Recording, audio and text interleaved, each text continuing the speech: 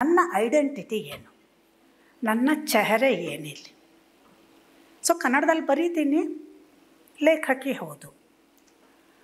ಆದರೆ ನಾನು ಲೇಖಕಿ ಆದರೂ ಕೂಡ ನೇರವಾಗಿ ಸಾಹಿತ್ಯ ವಲಯದ ಒಳಗಡೆ ಹೆಚ್ಚು ಕೆಲಸ ಮಾಡಿದವಳಲ್ಲ.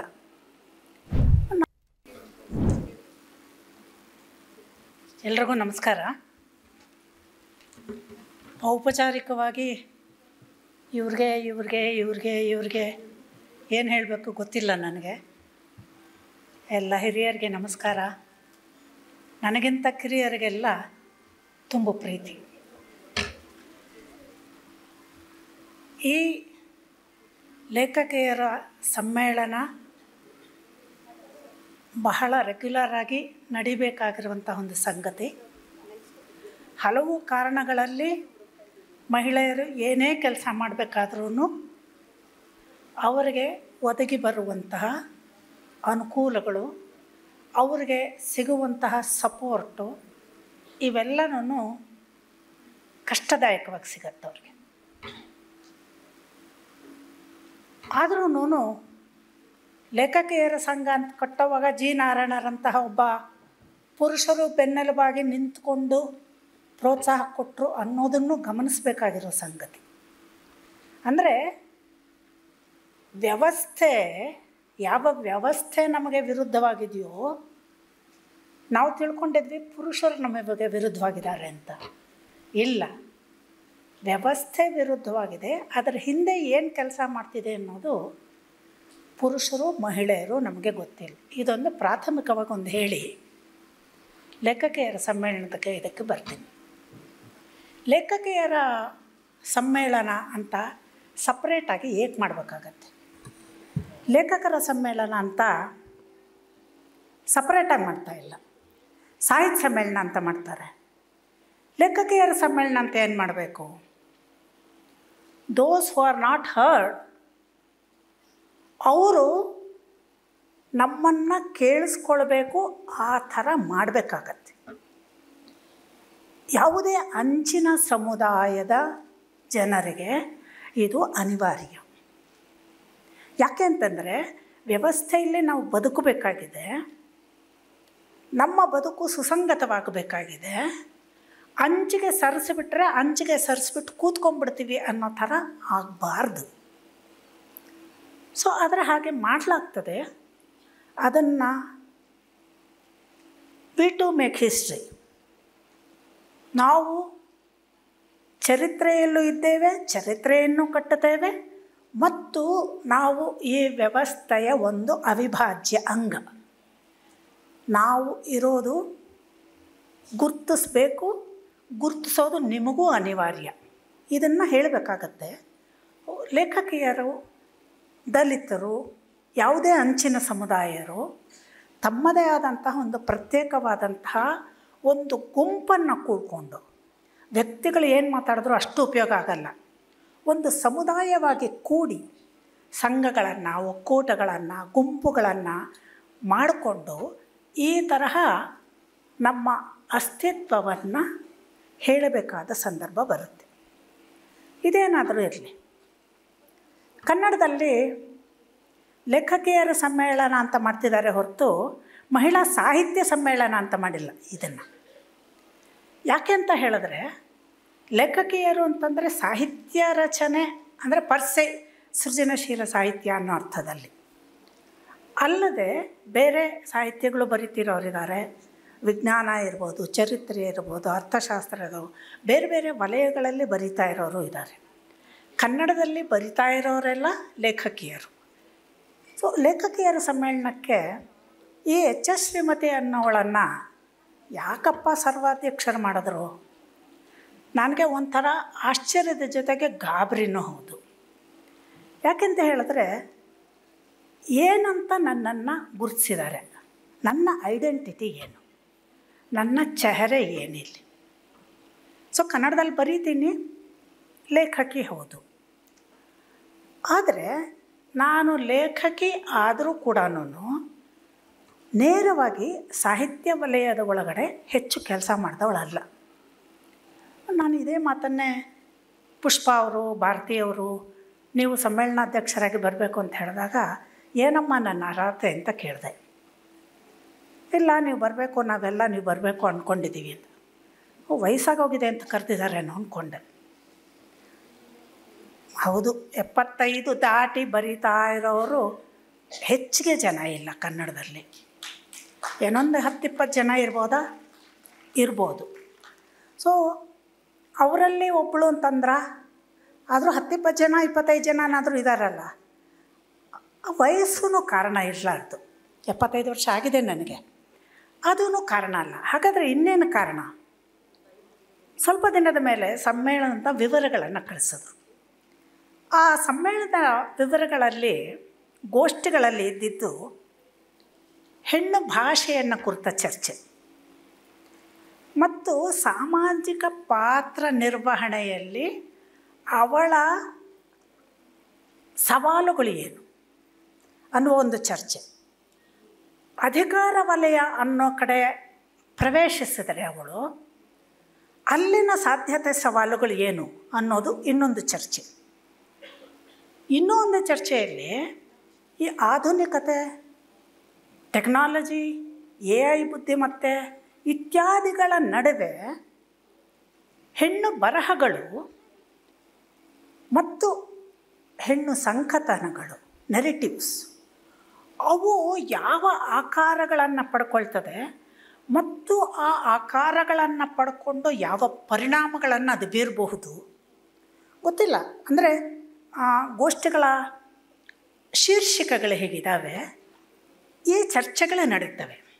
ಅಂದರೆ ಕವಿಗೋಷ್ಠಿ ಥರದ್ದು ಬಿಟ್ಟರೆ ನೇರವಾಗಿ ಸಾಹಿತ್ಯಕ್ಕೆ ಹೊರತಾದ, ಆದರೆ ಬಹುತೇಕ ಮಹಿಳೆಯ ಚಹರೆಗಳನ್ನು ಹುಡುಕ್ತಾ ಇರುವಂತಹ ಸಂಗತಿಗಳೇ ಇಲ್ಲಿ ಚರ್ಚೆಯ ವಿಷಯಗಳಾಗಿತ್ತು.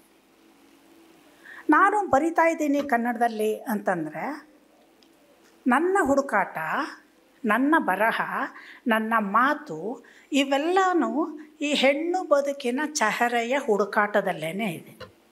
75 ವರ್ಷ ಕಳೆದ ಇವತ್ತಿನ ವಯಸ್ಸಿನಲ್ಲೂ ನಾನು ನನ್ನ ನಿಜ ಚೆಹರೆ ಏನು ಅಂತ ಹುಡುಕಾಡ್ತಿದ್ದೀನಿ. I don't know. ಸರಿಯಾದ ಅರಿವು ನನಗಿದೆಯಾ? ನನಗೆ ಗೊತ್ತಿಲ್ಲ. ಈ ಹುಡುಕಾಟ ಮಾತ್ರ ಇದೆ ಮತ್ತು ಇಂಥದ್ದೊಂದು ದಾರಿ ಇದೆ ಅಂತ ಒಂದು ಸಣ್ಣ ಅರಿವು ಇದೆ.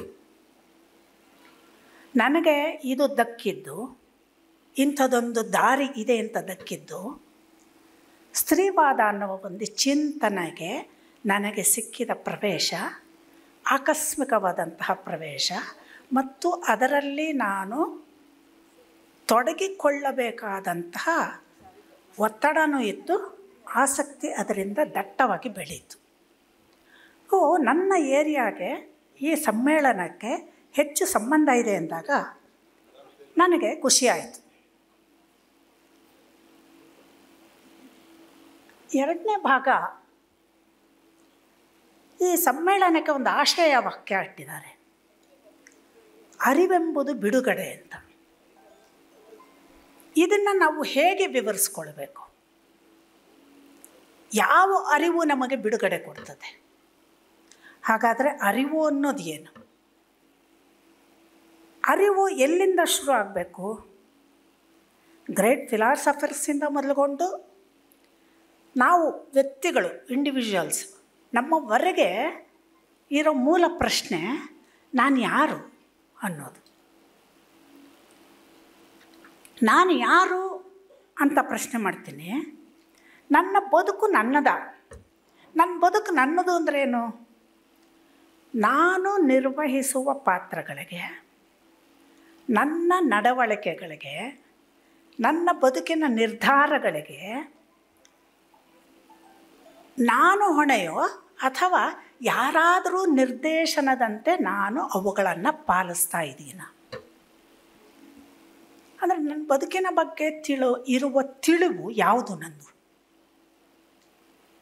ನಾನು ತಗೊಂಡಿರುವ ತಿಳಿವು ಅಥವಾ ನನಗೆ ನನ್ನ ಮೇಲೆ ಈ ತಿಳಿವನ್ನು, ಅರಿವನ್ನು ಹೇರಲಾಗಿದೆ, ಅದು ನನಗೆ ಗೊತ್ತಿಲ್ಲದೆ ಇದು ನನ್ನ ತಿಳಿವು ಅಂದ್ಕೊಂಡು ಬದುಕ್ತಾ ಇದ್ದೀನ?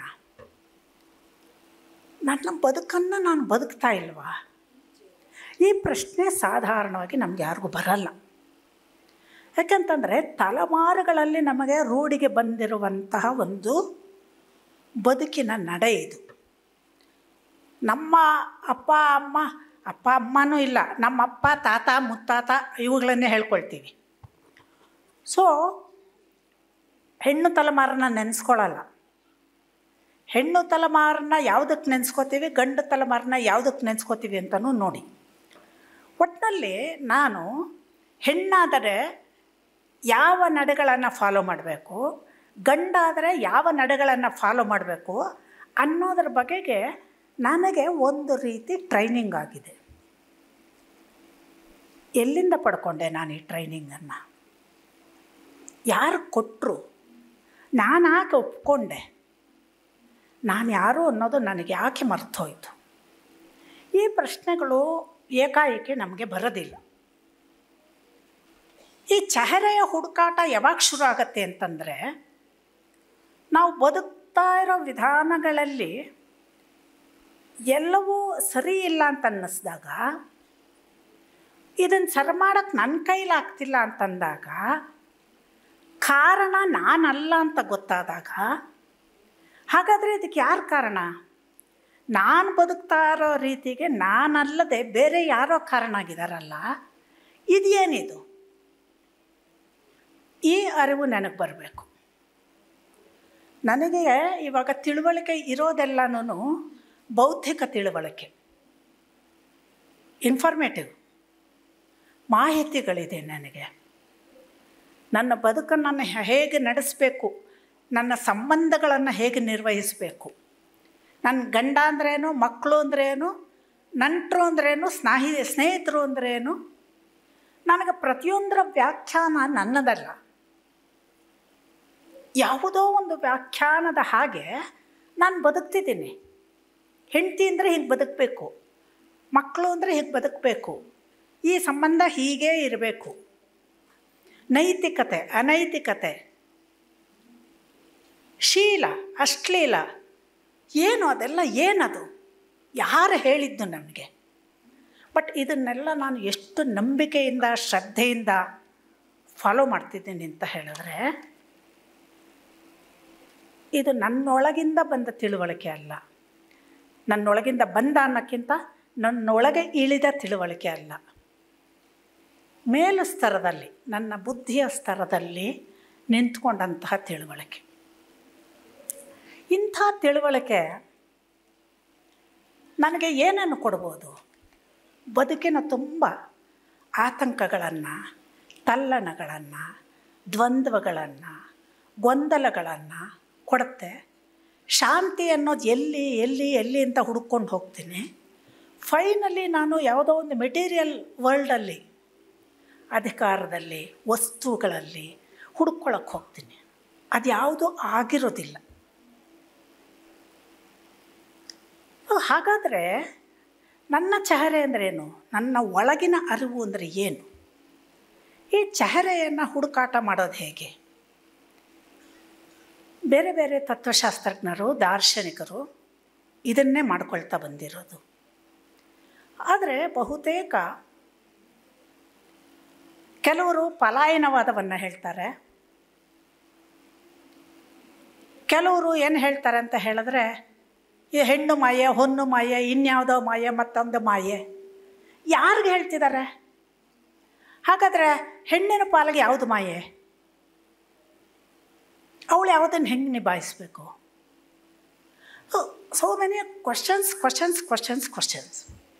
ನನ್ನ ಪ್ರಶ್ನೆಗಳ ಮುಂದೆ ನಾನು ನಿಂತ್ಕೊಳ್ತೀನಿ ಹೊರತು, ನಾನು ಯಾರು, ನನ್ನ ಬದುಕನ್ನು ನಾನು ನಡೆಸೋದು ಅಂದರೆ ಏನು, ನನಗೆ ಇದು ಅರಿವಿಗೆ ಬರೋದಕ್ಕೆ ಕಷ್ಟ ಆಗ್ತದೆ. ಇದು ಚೆಹರೆಯ ಹುಡುಕಾಟ. ಈ ಚೆಹರೆಯ ಹುಡುಕಾಟದ ತಹತಃ ಸಾಧಾರಣವಾಗಿ ಅಂಚಿನ ಸಮುದಾಯದ ಒಳಗೆ ಜಾಸ್ತಿ. ಯಾಕೆ ಅಂತಂದರೆ, ಅವ್ರಿಗೆ ಲೌಕಿಕ ಕಷ್ಟಗಳು ನೇರವಾಗಿ ಪ್ರಹಾರ ಮಾಡ್ತಾ ಇರ್ತವೆ. ಗಂಡಸರೆದುರಿಗೆ ಹೆಂಗಸರಿಗೆ, ಆ ಜಾತಿಯವರೆದುರಿಗೆ ಈ ಜಾತಿಗೆ, ಈ ವರ್ಗದ ಎದುರಿಗೆ ಆ ವರ್ಗದವ್ರಿಗೆ, ಓದಿದವ್ರಿಗೆ ಓದದೇ ಇರೋರಿಗೆ. ಹೀಗೆ ನಮಗೆ ಒಂದು ಹೋಲಿಕೆ ಮಾಡ್ಕೊಳ್ಳೋದ್ರ ಮುಖಾಂತರ ಎಲ್ಲೋ ನಾವು ಓಡ್ಕೊಂಡು ಹೋಗ್ತಾ ಇರ್ತೀವಿ. ಹಾಗಾದರೆ ಈ ಚಹರೆಯನ್ನು ಹುಡುಕೋದು ಅಂದರೆ ಏನು? ಎಲ್ಲ ಬಿಟ್ಬಿಟ್ಟು ತಪಸ್ಸಿಗೆ ಹೋಗ್ಬಿಡು ಅಂತ ಒಬ್ಬರು ಹೇಳಿದ್ರೆ, ಇಲ್ಲ ಇನ್ನೊಬ್ಬರು ಇನ್ನೊಂದು ಉಪಾಯ ಹೇಳ್ತಾರೆ, ಇಲ್ಲೇ ಇರಬೇಕು ಅಂತ ಹೇಳಿದ್ರೆ, DVG ಅವರು ಹೇಳ್ದಂಗೆ ಮನಸ್ಸನ್ನು 2 ರೂಮ್ ಮಾಡ್ಕೊಂಬಿಡಪ್ಪ. ಒಂದು ರೂಮು ಲೋಕ ವ್ಯವಹಾರಕ್ಕೆ, ಒಂದು ರೂಮು ನಿನ್ನೆ ವ್ಯವಹಾರಕ್ಕೆ. ಅಲ್ಲಿ ಆಟ ಆಡೋ, ಇಲ್ಲಿ ಬಾಗಿಲು ಹಾಕ್ಕೊಂಡು ನಿನ್ನ ಆಟ ಆಡು. What is that? ಹಾಗಾದರೆ ನಾವು ಮುಖವಾಡಗಳನ್ನು ತೊಟ್ಕೊಂಡು ಬದುಕಬೇಕಾ? ನಿಜ ಬದುಕನ್ನು ಬದುಕೋಕ್ಕೆ ಆಗೋದಿಲ್ವ? ಈ ಹುಡುಕಾಟ ಎಲ್ಲ ತತ್ವಶಾಸ್ತ್ರಜ್ಞರು ಮಾಡಿದ ಹಾಗೆ ಮಹಿಳಾವಾದಿಗಳು ಮಾಡಿದ್ದಾರೆ, ಸ್ತ್ರೀವಾದಿಗಳು ಮಾಡಿದ್ದಾರೆ. ಈ ಚೆಹರೆ ಅನ್ನೋದನ್ನು ನಾವು 2 ಹಂತಗಳಲ್ಲಿ ಗುರುತಿಸ್ಕೊಳ್ಬೋದು. ಒಂದು ದೇಹ ರಚನೆ, ದೇಹ ಚೆಹರೆ. ನನಗೆ ಹುಟ್ಟಿನಿಂದ ಫಿಸಿಕಲ್ಲಾಗಿ ಬರುವಂತಹ ಲಕ್ಷಣ. ಮುಖ್ಯವಾಗಿ ನನ್ನ ಲೈಂಗಿಕ ಅಂಗಗಳನ್ನು ಆಧರಿಸಿ ಹೆಣ್ಣು ಗಂಡು ಅಂತ ವಿಂಗಡಣೆ ಆಗುತ್ತೆ. ಇನ್ನೊಂದಿದೆ, ಇದು ನಿಜವಲ್ಲ. ಈ ಹೆಣ್ಣು ಗಂಡುಗಳು ಸ್ವಲ್ಪ ಮಟ್ಟಿಗೆ ಆ ಚೆಹರೆಯೊಂದಿಗೆ ಸುಖವಾಗಿರ್ತಾರೆ. ಯಾಕೆಂತಂದರೆ ಅವರಿಗೆ ದತ್ತವಾಗಿರುವ ಈ ಚೆಹರೆಗೂ ಒಳಗಿನ ಆಂತರಿಕ ಚೆಹರೆಗೂ ಅಂಥ ವ್ಯತ್ಯಾಸ ಇರಲ್ಲ. ಹಾಗಾಗಿ ಅವರು ಹೆಚ್ಚು ಗೊಂದಲಗಳಿಲ್ಲದೆ ಈ ಚೆಹರೆಯೊಂದಿಗೆ ಸುಖವಾಗಿರ್ತಾರೆ. ಆದರೆ ಹೆಣ್ಣೋ ಗಂಡೋ ಅಂತ ಗೊತ್ತಾಗದೇ ಇರೋ ಹಾಗೆ ಬಾಹ್ಯ ಮತ್ತು ಆಂತರಿಕ ಲೈಂಗಿಕ ಚೆಹರೆಗಳು ಡಿಫರೆಂಟ್ ಆದಾಗ, ಭಿನ್ನ ಲಿಂಗಿಗಳಾದಾಗ ಅವ್ರಿಗೆ ಬಹಳ ಬೇಗ ದ್ವಂದ್ವಗಳು ಶುರು ಆಗ್ತದೆ. ಯಾರು ನಾನು? ಮೊದಲಿಗೆ ಅವ್ರ ದೇಹದಿಂದನೇ ಪ್ರಶ್ನೆ ಶುರು ಆಗ್ಬಿಡುತ್ತೆ. ಉಳಿದವರಿಗೆ, ಹೆಣ್ಣು ಗಂಡು ಅಂತ ಇದಾದವ್ರಿಗೆ ಒಂದು ಸಾಮಾಜಿಕ ಅರಿವು ಬರೋ ಹೊತ್ತಿಗೆ, ವಿಶೇಷವಾಗಿ ಹದಿಹರಿಯ ಎಂಟರಾಗೋ ಹೊತ್ತಿಗೆ ಅವ್ರಿಗೆ ಈ ಸಾಮಾಜಿಕ ಚೆಹರೆಯ ಅರಿವು ಬರ್ತದೆ. ಈ ಸಾಮಾಜಿಕ ಚೆಹರೆ ಅವ್ರಿಗೆ ಬಂದಿದ್ದು ಹುಟ್ಟಿನಿಂದಾನೇ, ಹುಟ್ಟಿದ ಕ್ಷಣದಿಂದಾನೇ ಈ ಟ್ರೈನಿಂಗ್ ಶುರು ಆಗಿದೆ. ಬಟ್ ಅವ್ರಿಗೆ ಗೊತ್ತಾಗೋದದು ಹದಿಹರಿಯಕ್ಕೆ ಬಂದಾಗ. ಏನಿದು ಸಾಮಾಜಿಕ ಚೆಹರೆ? ಯಾಕೆ ಸಾಮಾಜಿಕ ಚೆಹರೆ? ಸಾಮಾಜಿಕ ಚೆಹರೆ ಅಂತಂದರೆ ಸಮಾಜ ವ್ಯವಸ್ಥೆ ವ್ಯಕ್ತಿಗಳಿಗೆ ಸ್ಥಾನ ನಿರ್ದೇಶನ ಮಾಡುವಂತಹ ಒಂದು ಟೆಕ್ನಿಕ್ಕು, ತಂತ್ರಗಾರಿಕೆ. ಹೆಣ್ಣು ಗಂಡು, ನೀನು ಭಿನ್ನಲಿಂಗಿ, ನಿನ್ನ ಸ್ಥಾನ ಏನು? ಇಲ್ಲ, ಇದು ಸಾಕಾಗಲಿಲ್ಲ, ಈ ಡಿವೈಡು.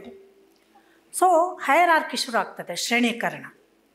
ಜಾತಿ, ವರ್ಗ, ನಿನ್ನ ವಿದ್ಯೆ, ನಿನ್ನ ಹಳ್ಳಿ, ನಿನ್ನ ನಗರ ಇತ್ಯಾದಿಗಳ ಡಿವಿಷನ್ಸ್. ಯಾತಕ್ಕೆ ಈ ಡಿವಿಷನ್ಸು? ಈ ಡಿವಿಷನ್ಸ್ ಇಷ್ಟೇನೇ, ಇಲ್ಲಿನ ಸಂಪನ್ಮೂಲಗಳ ಮೇಲೆ ಅಧಿಕಾರವನ್ನು ಸ್ಥಾಪಿಸುವ ಒಂದು ಮೂಲ ಉದ್ದೇಶ. ಯಾರು ಸ್ಥಾಪಿಸಬೇಕು? ಬಲಾಢ್ಯರು ಕಡಿಮೆ ಸಂಖ್ಯೆಯಲ್ಲಿರಬೇಕು. ಒಂದು ಹಿಡಿಯಷ್ಟು ಸಂಖ್ಯೆಯ ಬಲಾಢ್ಯರ ಕೈಗೆ ಇಡೀ ಸಂಪನ್ಮೂಲದ ಅಧಿಕಾರ ಸಿಕ್ಕಬೇಕು. ಮತ್ತು ಅವ್ರ ಕೈಯಲ್ಲೇ ಉಳ್ಕೊಳ್ಳೋಕ್ಕೋಸ್ಕರ ಉಳಿದವರೆಲ್ಲ ಅಧೀನರಾಗಿರಬೇಕು. ಸರಿ, ಯಾರೋ ಹೇಳಿಬಿಟ್ರೆ ನಾವು ಕೇಳಿಬಿಡ್ತೀವ? ಕೇಳಲ್ಲ.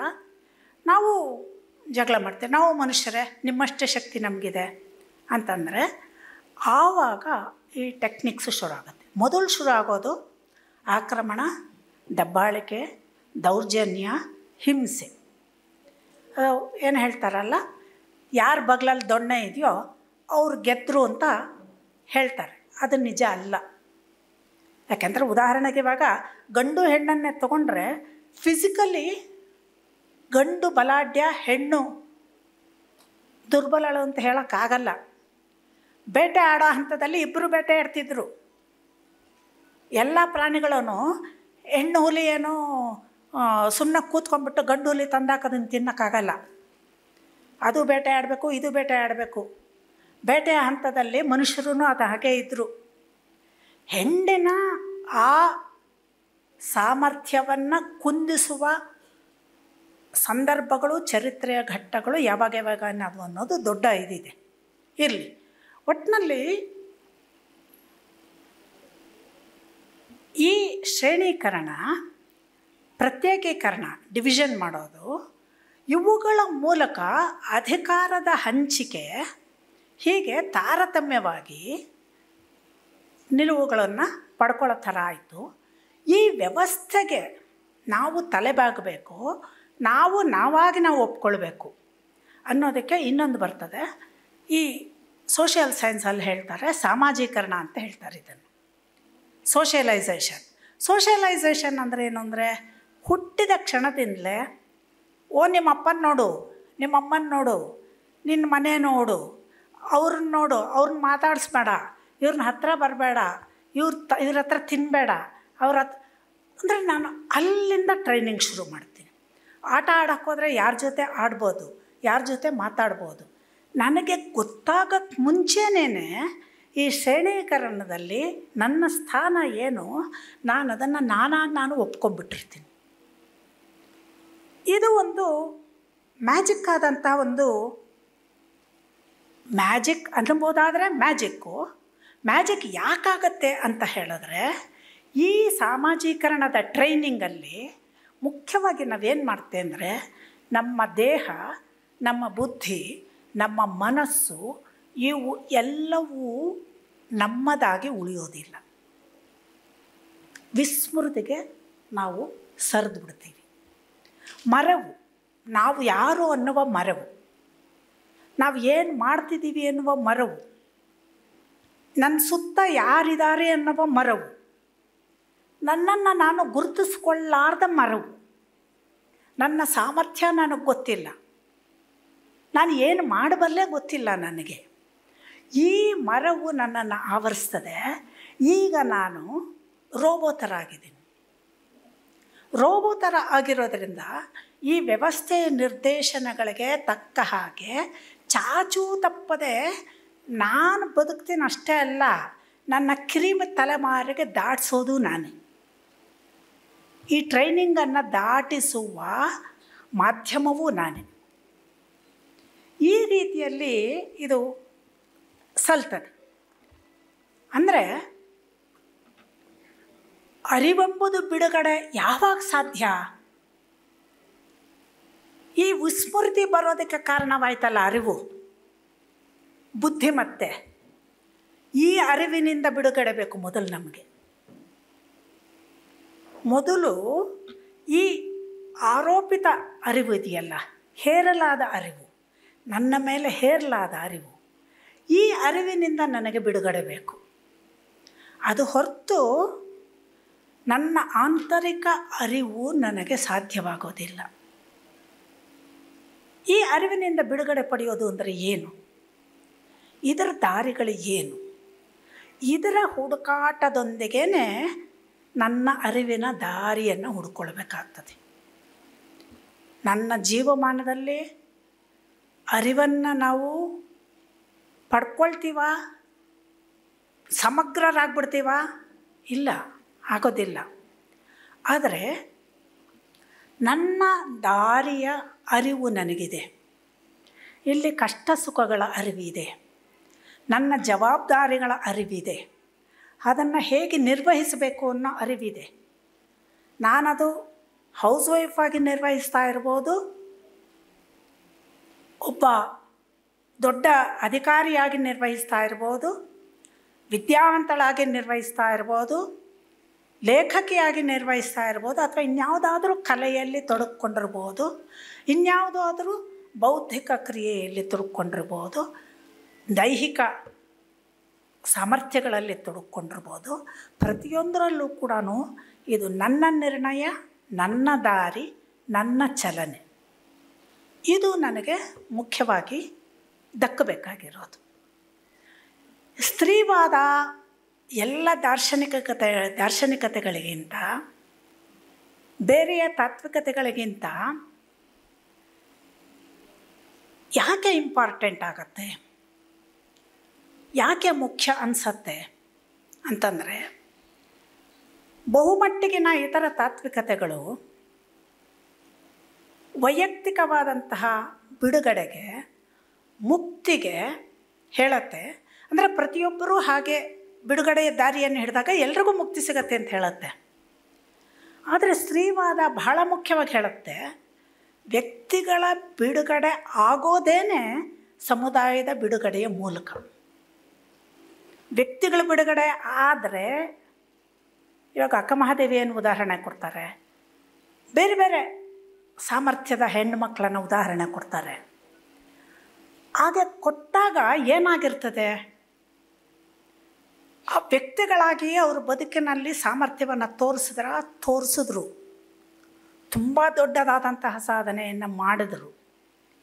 ಆದರೆ ಆ ವ್ಯಕ್ತಿ ಸಾಧನೆ ಅನ್ನೋದು ಏನಾಗುತ್ತೆ ಅಂತಂದರೆ, ಸಮುದಾಯಕ್ಕೆ ಹಬ್ಬಬೇಕಾದರೆ ಆಗಬೇಕಾದಷ್ಟು ಸಾಧ್ಯತೆಗಳು ಅವಳು ಅದ್ರ ಸುತ್ತ ಹುಟ್ಕೊಳ್ಳಿಲ್ಲ.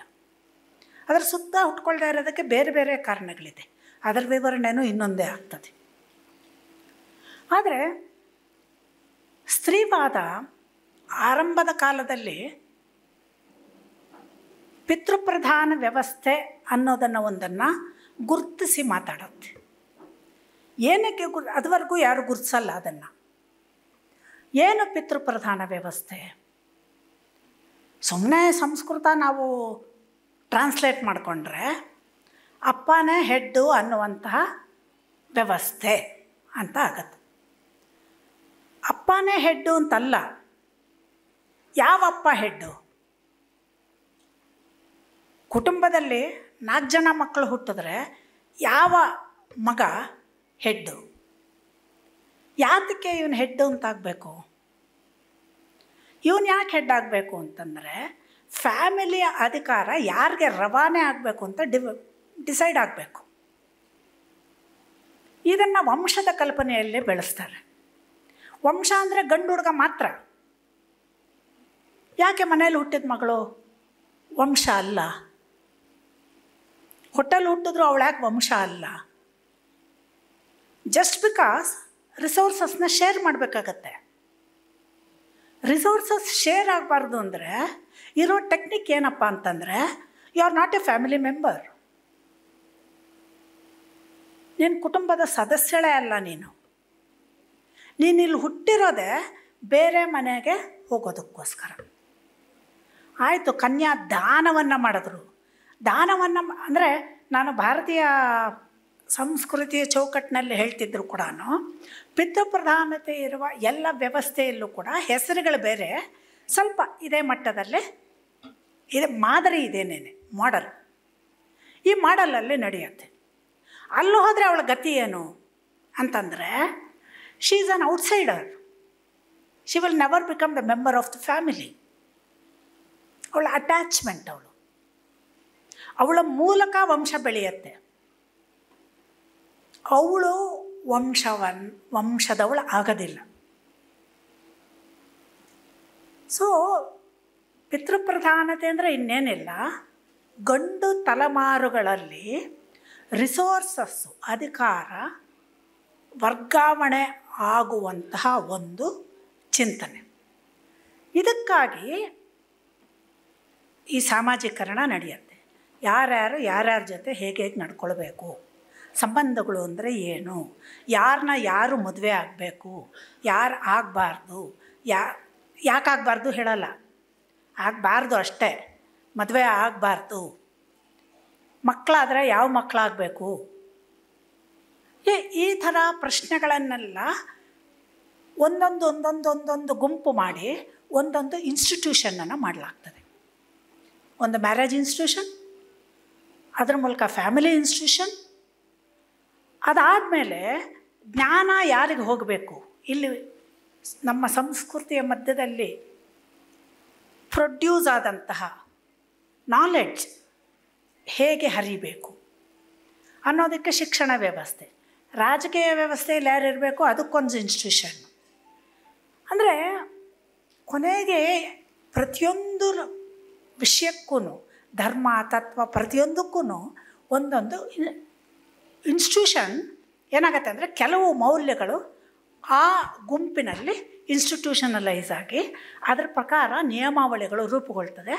ಅಲ್ಲಿ ಎಕ್ಸಿಕ್ಯೂಷನ್ ಆಗ್ತದೆ.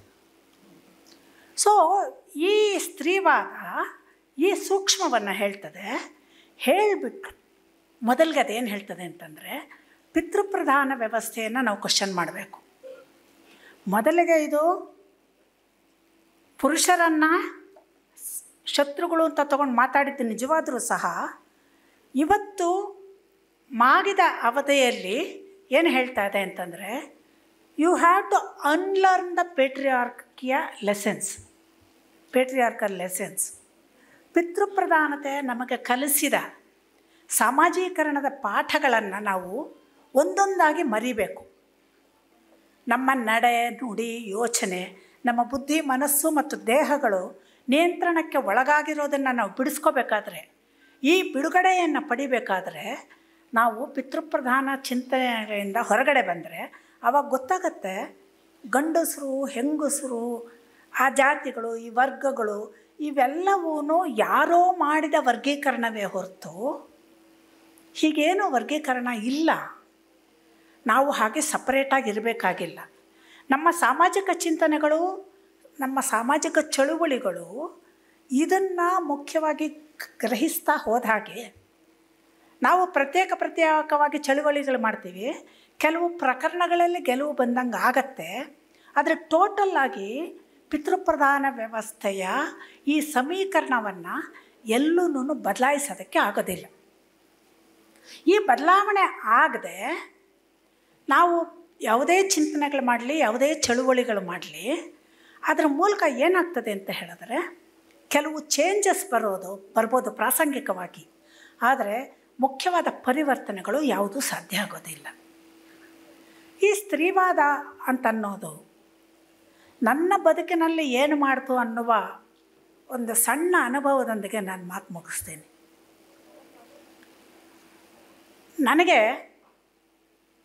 ನಾನು ಒಬ್ಬ ಹೆಣ್ಣಾಗಿ ಹುಟ್ಟಿದ ಮೇಲೆ ಜೊತೆಯ ಚಿಕ್ಕ ಮಗು ಇದ್ದಾಗ ಜೊತೆ ಗಂಡು ಮಕ್ಕಳ ಜೊತೆ, ಹುಡುಗರ ಜೊತೆ, ಆಮೇಲೆ ದೊಡ್ಡ ಪ್ರೌಢ ವಯಸ್ಕ ಗಂಡಸರ ಜೊತೆ ಹೇಗೆ ಎಲ್ಲಿ ಬಾಳಬೇಕಾದ್ರೂ ಮನೆಯಿಂದ ಹಿಡಿದು ನಾನು ಉದ್ಯೋಗ ವಲಯಕ್ಕೆ ಹೋಗಲಿ, ಓದೋ ವಲಯಕ್ಕೆ ಹೋಗಲಿ, ಮಾರ್ಕೆಟ್ಗೆ ಹೋಗಲಿ, ಆಟ ಆಡೋಕ್ಕೆ ಹೋಗಲಿ, ಎಲ್ಲಿಗಾದರೂ ಹೋಗಲಿ, ಹೋದಾಗ ವಾಟ್ ಈಸ್ ಮೈ ಪೊಸಿಷನ್? ನಾನು ಗಂಡು ಬೀರಿ ಆಗಿದ್ರೂ ಏನು ನನ್ನ ಪರಿಸ್ಥಿತಿ? ಸಿಮಾನ್ ದ ಬುವಾ ಆಕೆಯ ಸೆಕೆಂಡ್ ಸೆಕ್ಸ್ ಪುಸ್ತಕವನ್ನು ಶುರು ಮಾಡೋದ ಮೊದಲನೇ ಸಾಲುಗಳಲ್ಲಿ ಆಕೆ ಹೇಳ್ಕೊಳ್ತಾಳೆ, ನಾನು ಏನಾದರೂ ಬರಿಬೇಕು ಅಂದರೆ, ಮಾತಾಡಬೇಕು ಅಂತಂದರೆ ನಾನು ಇಂಥವಳು ಅಂತ ಮೊದಲು ಡಿಕ್ಲೇರ್ ಮಾಡ್ಕೋಬೇಕಾಗತ್ತೆ. ನನ್ನ ಮತ್ತು ಸಾರ್ತ್ರ ನಡುವಿನ ಸಂಬಂಧವನ್ನು ಹೇಳ್ಕೊಳ್ಬೇಕಾಗತ್ತೆ. ಇದು ಯಾಕೆ ಹೀಗೆ? ಈ ಪ್ರಶ್ನೆಯ ಜೊತೆಗೇನೆ ಅವಳು ಹೆಣ್ಣು ಬದುಕಿನ ಹಾಗಂದರೆ ಏನು, ಹಾಗಾದರೆ ಹೆಣ್ಣು ಬದುಕಿಗೆ ಸ್ವತಂತ್ರ ಅಸ್ತಿತ್ವ ಇಲ್ಲವಾ ಅನ್ನುವ ಪ್ರಶ್ನೆಯನ್ನು ತಗೊಂಡು ಬರೆದಿದ್ದು. ನಾನು ಹೆಂಗಸಾಗಿ ಹುಟ್ಟಿ ಹೆಂಗಸರ ಬದುಕನ್ನು ನೋಡ್ತಾ, ಮೊದಲು ನಮ್ಮ ಸಂಬಂಧಿಕರು, ನನ್ನ ಸುತ್ತಲಿನವರು ನೋಡ್ತಾ ಬೇಕಾದಷ್ಟು ಹೆಣ್ಣು ಬದುಕು ಅಂದರೆ ಕಷ್ಟಗಳು ಅದು ಇದು ಅಂದ್ಕೊಂಡಿರ್ಬೋದು. ನಾನು ಗಂಡಸರೇ ಹೀಗೆ ಮಾಡೋದೇ ಹೀಗೆ ಅಂದ್ಕೊಂಡಿರ್ಬೋದು. ಆದರೆ ಯಾಕೆ ಹೀಗೆ? ಅವ್ರಿಗೆ ಮಾಡೋಕ್ಕಾದರೆ ನಮ್ಗೆ ಯಾಕೆ ಮಾಡೋಕ್ಕಾಗಲ್ಲ ಅಂತ ಯಾವತ್ತೂ ಪ್ರಶ್ನೆ ಹಾಕ್ಕೊಳ್ಳಿಲ್ಲ. ನಮ್ಮ ಅಪ್ಪ, ಚಿಕ್ಕಪ್ಪ, ದೊಡ್ಡಪ್ಪಂದರು ಅವ್ರವ್ರ ಹೆಂಡತಿಯರ ಮೇಲೆ ಜೋರು ಮಾಡಿದ್ರೆ ಈ ಹೆಂಡತಿಯರು ಯಾಕೆ ತಲೆಬಾಗಿಸ್ಕೊಂಡಿರ್ತಾರೆ? ಹೊಡೆದ್ರೆ ಯಾಕೆ ಹೊಡೆಸ್ಕೊತಾರೆ? No, I never question. ಅದಾಗದೇ ಹಾಗೆ ಅಂತ ಅಯ್ಯೋ ಅಂದಿರ್ಬೋದು ಅಷ್ಟೆ. ಆದರೆ ಈ ಅನಿವಾರ್ಯದ ಒಂದು ಘಟ್ಟದಲ್ಲಿ ನಾನು ಔಪಚಾರಿಕ ಶಿಕ್ಷಣ ಕ್ರಮದಲ್ಲಿ ಸ್ತ್ರೀವಾದ ಅನ್ನೋದನ್ನು ವಲಯವನ್ನು ಪ್ರವೇಶಿಸಿದೆ. ಅಲ್ಲಿ ಓದಿನಿಂದ, ಬರಹದಿಂದ, ಬೇರೆ ಮಾತುಕತೆಗಳಿಂದ ನನ್ನ ತಿಳಿವಿಗೆ ಒಂದು ರೀತಿಯ ಬೇರೆ ಒಂದು ಆಯಾಮ ದೊರಕೋದಕ್ಕೆ ಶುರುವಾಯಿತು. ನಾನು ಯಾಕೆ ಹೀಗೆ, ನನ್ನ ಬದುಕು ಯಾಕೆ ಹೀಗೆ, ಇಂಥ ಪ್ರಶ್ನೆಗಳು ಬರೋದಕ್ಕೆ ಶುರುವಾದವು. ಹೀಗೆ ಶುರು ಆದಮೇಲೆ ಬಹುಶಃ ನನಗಿದು ಶುರು ಆಗೋ ಹೊತ್ತಿಗೆ 50-55 ವರ್ಷ ದಾಟಿತ್ತು. ಅಂದರೆ ಇವತ್ತೊಂದು 15-20 ವರ್ಷದಿಂದ ಈಚೆಗೆ ನಾನು ಬಹಳ ದೃಢವಾಗಿ ಹೇಳಬಲ್ಲೆ, ನಾನು ಸ್ತ್ರೀವಾದಿ ಅಂತ. ಹಾಗಾದರೆ ಸ್ತ್ರೀವಾದಿ ಅಂದರೆ ಯಾರು? ಸ್ತ್ರೀವಾದ ಅಂದರೆ ನಾನು ಯಾರು, ನಾನು ಏನು ಮಾಡ್ತಿದ್ದೀನಿ, ನನ್ನ ಬದುಕಿನ ನಿರ್ಧಾರ ನಾನೇ ಮಾಡ್ತಿದ್ದೀನ, ಇದರ ಖಚಿತವಾದ ಸ್ಪಷ್ಟವಾದ ತಿಳಿವು. ಅದು ಗಂಡಸ್ಕೋಬೇಕು, ಹೆಂಗಸ್ಕೋಬೇಕು. ಅದಕ್ಕೋಸ್ಕರ ಇವತ್ತು ಸ್ತ್ರೀವಾದಿಗಳು ಹೇಳ್ತಿದ್ದಾರೆ ಎಲ್ಲರೂ ಸ್ತ್ರೀವಾದಿಗಳಾಗೋಣ ಅಂತ. ಗಂಡಸರು ಸ್ತ್ರೀವಾದಿಗಳಾಗಬೇಕು. ಈ ಪ್ರಶ್ನೆಯ ಅರಿವು ಬರಬೇಕು ನನಗೆ. ಈ ಪ್ರಶ್ನೆಯ ಅರಿವು ಬಂದ ಮೇಲೆ ನಾನು ಏನು ಮಾಡ್ಬೋದು? ಈ ಬದ್ಧತೆ ಅಂದ್ರೇನು, ಸ್ತ್ರೀವಾದಿ ಆಗೋದು ಅಂದ್ರೇನು ಅಂತಂದರೆ, ನಾನಿವಾಗ try to unlearn the patriarchal lessons. ಪಿತೃಪ್ರಧಾನತೆ ನನಗೆ ಕಲಿಸಿರುವ ಸಾಮಾಜೀಕರಣ ತರಬೇತಿಯ ಪಾಠಗಳನ್ನು ಮರೆಯೋದಕ್ಕೆ ಪ್ರಯತ್ನ ಪಡಬೇಕು, ತಿದ್ದುಕೊಳ್ಳೋದಕ್ಕೆ ಪ್ರಯತ್ನ ಪಡಬೇಕು. ಉದಾಹರಣೆಗೆ, ಯಾರನ್ನು ಗೌರವದಿಂದ ಸಂಬೋಧನೆ ಮಾಡ್ತೀನಿ, ಗೌರವದಿಂದ ಯಾರನ್ನ ಒಂದು ನಿರ್ಲಕ್ಷ್ಯದಿಂದ ಸಂಬೋಧನೆ ಮಾಡ್ತೀನಿ, ಅಲ್ಲಿಂದ ನನ್ನ ಮಾತುಗಳನ್ನು ಗಮನಿಸ್ತಾ ನೋಡ್ಬೋದು. ಮರ್ಯಾದೆ ಅಂದರೆ ಏನು, ಗೌರವ ಅಂದರೆ ಏನು, ಇವುಗಳೆಲ್ಲ ನಂಗೆ ಅರ್ಥ ಆಗೋದು ಈ ಪ್ರಶ್ನೆಗಳಲ್ಲಿ. ಇದನ್ನು ನಾನು ನನ್ನ ವೈಯಕ್ತಿಕ ಬದುಕಿನಿಂದ, ನನ್ನ ಸುತ್ತಲಿನ ಕುಟುಂಬದ ಜೊತೆಗೆ, ನನ್ನ ಸಂಪರ್ಕಕ್ಕೆ ಬರುವ ಜನರ ಜೊತೆಯಿಂದ ಶುರು ಮಾಡ್ಬೋದು. ಬಹುಶಃ ನಾನು ಸ್ವಲ್ಪ ಓದಿದ್ದೀನಿ, ಬರೆದಿದ್ದೀನಿ ಅನ್ನುವ ಸಾಮರ್ಥ್ಯ ಇದ್ದವರು ಅವರೇನು ಮಾಡ್ಬೋದು ಅಂತಂದರೆ, ಅವರ ತಿಳುವಳಿಕೆಯನ್ನು, ಗ್ರಹಿಕೆಯನ್ನು ಓದುವ ಬರೆಯುವ ಮೂಲಕ ತಿಳಿಸೋದು ಒಂದು ಮಾರ್ಗ ಆದರೆ, ಜನಜಾಗೃತಿ ಶಿಬಿರಗಳನ್ನು ಮಾಡೋದು ಇನ್ನೊಂದು ಮಾರ್ಗ. ಜನಜಾಗೃತಿ ಮಾಡೋದು ಅಂದರೆ ಈ ಥರ ಭಾಷಣ ಅಲ್ಲ, ಅಥವಾ ಯಾವುದೋ ಪುಸ್ತಕ ತೊಗೊಂಡು ಅವಾರ್ಡು ತಗೊಳ್ಳೋದು ಅಲ್ಲ. ಜನಜಾಗೃತಿ ಅಂತಂದರೆ ಪರಿಚಯದ ಒಂದು ಸಣ್ಣ ಸಣ್ಣ ಗುಂಪುಗಳಲ್ಲಿ ಕೂಡಿ ನಮ್ಮ ದಿನನಿತ್ಯದ ಅನುಭವಗಳ ಮೂಲಕವೇ ನಮ್ಮ ಪರಿಸ್ಥಿತಿಗಳನ್ನು, ನಮ್ಮ ಇರವನ್ನು ಗ್ರಹಿಸೋದಕ್ಕೆ ಪ್ರಯತ್ನ ಪಡೋದು, ಮೂಲ ಕಾರಣವನ್ನು ಗ್ರಹಿಸೋದಕ್ಕೆ ಪ್ರಯತ್ನ ಪಡೋದು. ಯಾಕೆಂತಂದರೆ ಶಿಕ್ಷಣ ವಲಯ ಅನ್ನೋದು, ಓದು ಬರಹ ಅನ್ನೋದು ನಮ್ಮಂಥ ದೇಶಗಳಲ್ಲಿ, ನಮ್ಮಂಥ ಸಮುದಾಯಗಳಲ್ಲಿ ಎಲ್ರಿಗೂ ದಕ್ಕೋ ಸಂಗತಿಗಳೇನಲ್ಲ. ನಾವ್ಯಾರೋ ಪ್ರಿವಿಲೇಜ್ಡು ಒಂದು 10% ಜನ ಇರ್ಬೋದು. ನಮ್ಮಂಥವ್ರೇ ಏನು ಹೇಳ್ತೀವಿ ಅಂದರೆ, ನಮಗೆಲ್ಲ ಸ್ವಾತಂತ್ರ್ಯ ಬಂದುಬಿಟ್ಟಿದೆ, ಸಮಾನತೆ ಬಂದುಬಿಟ್ಟಿದೆ, ನಾವೆಲ್ಲ ಬೇಕಾದಷ್ಟು ಸಾಧಿಸ್ಬಿಟ್ಟಿದ್ದೀವಿ ಅಂದು. ಏನು ಸಾಧಿಸಿರೋದು? ಎಷ್ಟು ಜನ ಸಾಧಿಸಿರೋದು? ಏನು ಸಾಧನೆ ಅಂದರೆ? ಈ ಥರ ಪ್ರಶ್ನೆಗಳೆಲ್ಲ ಬೇಕಾದಷ್ಟು ಬರ್ತದೆ. ಸೊ ನಾನು ಇತ್ತೀಚೆಗೆ ಹೆಚ್ಚು ಗಂಭೀರವಾಗಿ ಓದಿನಲ್ಲಿ ತೊಡಗಿಕೊಂಡಿರೋದು ಕಪ್ಪು ಸ್ತ್ರೀವಾದಿ ಬೆಲ್ ಹುಕ್ಸ್ ಜೊತೆಗೆ. ಆಕೆಯ ಪುಸ್ತಕಗಳನ್ನು ಓದ್ತಾ ಇದ್ದೀನಿ. ಅದರಲ್ಲಿ ಆಕೆ ಕಾಣಿಸುವ ಒಂದು ದಾರ್ಶನಿಕತೆ, ಒಂದು ವಿಷನ್, ವರ್ಲ್ಡ್ ವಿಷನ್, ಅದು ನನಗೆ ತುಂಬ ಉಪಯುಕ್ತ ಆಗಿದೆ. ಏನಪ್ಪ ಅಂತ ಹೇಳಿದ್ರೆ, ಗಂಡಸರು ನಮ್ಮ ಶತ್ರುಗಳಲ್ಲ, ನಾವಿಬ್ಬರು ಪರಸ್ಪರ ಶತ್ರುಗಳಲ್ಲ. ಸರಿಯೇ, ಆಕ್ರಮಣ ಮಾಡಬಾರ್ದು, ದೌರ್ಜನ್ಯ ಮಾಡಬಾರ್ದು, ಸರಿಯೇ. ಅಷ್ಟು ಮಾಡಿಬಿಟ್ಟು ಹಾಗಾದರೆ ಇಬ್ಬರು ಸಪ್ರೇಟಾಗಿ ಗುಮ್ಮಂತ ಕೂತ್ಕೊಂಡ್ಬಿಡೋಣವಾ? ಹಾಗಾದರೆ ನಮ್ಮ ಸಂಬಂಧದ ಸ್ವರೂಪ ಹೇಗಿರಬೇಕು? ಆಕೆ ಹೇಳ್ತಾಳೆ, ಮೊದಲು ನೀವು ಸ್ತ್ರೀವಾದಿ ಅಂದರೆ ನೀವು ಪುರುಷರೋ ಮಹಿಳೆಯರೋ ಇಂಪಾರ್ಟೆಂಟ್ ಅಲ್ಲ, ಯಾರಾದರೂ ಆಗಿ, ಭಿನ್ನಲಿಂಗಿಗಳಾದರೂ ಆಗಲಿ, ಯಾವ ಲಿಂಗಿಗಳೇ ಆದರೂ ಕೂಡ ನಾನು ಆಕ್ರಮಣ ಮಾಡಲ್ಲ, ದಬ್ಬಾಳಿಕೆ ಮಾಡಲ್ಲ, ದೌರ್ಜನ್ಯ ಮಾಡಲ್ಲ, ಹಿಂಸೆ ಮಾಡಲ್ಲ, ಯಾವುದೇ ರೂಪದಲ್ಲೂ, ಬೌದ್ಧಿಕವಾಗಿ, ಮಾನಸಿಕವಾಗಿ, ದೈಹಿಕವಾಗಿ ಮಾಡೋದಿಲ್ಲ ಅನ್ನುವ ತೀರ್ಮಾನ ಮೊದಲಿಗೆ ಬೇಕಾಗಿರೋದು. ಈ ಜಾಗದಲ್ಲಿ ನನಗೆ ಪ್ರೀತಿಯನ್ನು ತುಂಬಿಸ್ಬೇಕು. ಪ್ರೀತಿ ಅಂದರೆ ಏನು? ಪರಸ್ಪರ ನಂಬಿಕೆ, ಪರಸ್ಪರ ಸಮರ್ಥನೆ, ಪರಸ್ಪರ ಒಳ್ಳೆಯದನ್ನು ಬಯಸೋದು. ನಿನ್ನ ಒಳ್ಳೆಯದನ್ನು ಬಯಸೋದು, ನನ್ನ ಒಳ್ಳೆಯದನ್ನು ನೀನು ಬಯಸೋದು, ಸಮಾನವಾಗಿ, ಅನ್ಕಂಡೀಷನಲ್ ಆದಂತಹ ಗಂಡು ಹೆಣ್ಣಿಗೆ ಸಂಬಂಧಗಳು ಬೇಕು, ಭಿನ್ನಲಿಂಗಿಗಳಿಗೂ ಬೇಕು ಸಂಬಂಧಗಳು. ಈ ಸಂಬಂಧಗಳ ನಿರ್ವಹಣೆ ಹೇಗೆ? ಯಾರನ್ನೂ ನಿರ್ಲಕ್ಷ್ಯ ಮಾಡದೆ ಸಂಬಂಧಗಳು ಅಂದರೆ ನಾನು ತ್ಯಾಗನೂ ಮಾಡ್ತೀನಿ, ಸೇವೆನೂ ಮಾಡ್ತೀನಿ, ಸಮರ್ಥನೆಯೂ ಮಾಡ್ತೀನಿ, ನಿನ್ನ ಒಳ್ಳೆಯದನ್ನು ಬಯಸ್ತೀನಿ, ಜೊತೆಗೆ ಬಹಳ ಇಂಪಾರ್ಟೆಂಟಾಗಿ ಸ್ವತಂತ್ರವಾಗಿ ನಿಲ್ತೀನಿ. ಇದೆರಡು ಕಾಂಟ್ರಾಸ್ಟಾಗಿ ಕಾಣಿಸುತ್ತೆ ಪಿತೃಪ್ರಧಾನ ವ್ಯವಸ್ಥೆ ಚಿಂತನೆಯಲ್ಲಿ. ನೀನು ಸೇವೆ ಮಾಡಿದ್ರೆ ಅಧಿಕಾರ ಇರೋಂಗಿಲ್ಲ. ಇಲ್ಲ, ಸ್ತ್ರೀವಾದ ಹೇಳ್ತಿರೋದು ಅದಲ್ಲ. ನೀನು ಪ್ರತಿಯೊಂದನ್ನು ಕೊಟ್ಟ ಮೇಲೂ ಸ್ವತಂತ್ರವಾಗಿ ಉಳಿಬೋದು. ಸ್ವತಂತ್ರವಾಗಿ ಉಳಿಯೋದು ಅಂದರೆ ಏನು ಅಂತಂದರೆ ನಿನ್ನ ಬದುಕು, ನಿನ್ನ ನಿರ್ಧಾರ, ನಿನ್ನ ದಾರಿ, ನಿನ್ನನ್ನು ನೀನು ಕಂಡುಕೊಳ್ಳೋದು. ಈ ದಾರಿಯನ್ನು ಬೆಲ್ ಹುಕ್ಸ್ ಇನ್ನೊಂದು ಕಿವಿ ಮಾತು ಹೇಳ್ತಾಳೆ ನನ್ನಂಥ ಮುದುಕೀರಿಗೆ. ಆಕೆ ನನಗಿಂತ ಎರಡು ವರ್ಷ ಚಿಕ್ಕವಳಿದ್ಲು, ನನಗಿಂತ ಮುಂಚೆ ಹೋಗ್ಬಿಟ್ರೆ ಅಷ್ಟೇ. ಸರಿ, ಆಕೆ ಹೇಳ್ತಾಳೆ, ನಮಗೆ ಹಿರಿಯರಿಗೆ ಒಂದು ಕರ್ತವ್ಯ ಇದೆ.